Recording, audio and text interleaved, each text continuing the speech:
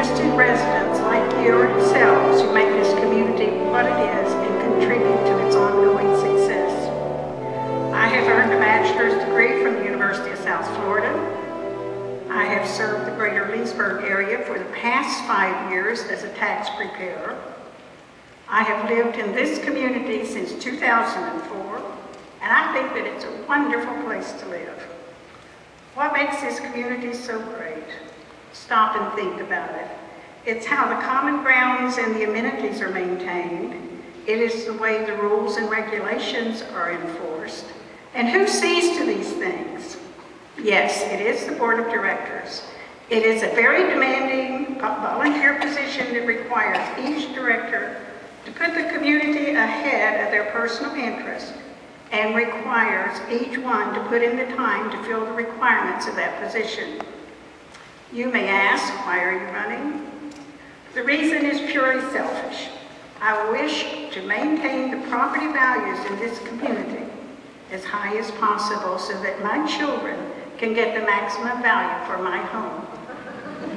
Is that good or what? To quote what Barney Ray would say, the board has a fiduciary responsibility to the community. Now, what does this mean? Well, according to Wikipedia, a fiduciary duty is a legal or finance committee, election committee, villa communication action committee, villa one chairperson, villa one treasurer, gate greeter. One morning a month I answer the telephone in the office. And I have also been active with the American Red Cross and the St. James Episcopal Church.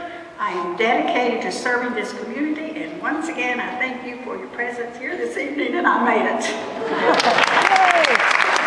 Well, I think we do have a long-range planning committee that comes into action every so often, and they have come up with some wonderful ideas. And I think we need to maintain this type of activity, or ongoing communication is basically what it is.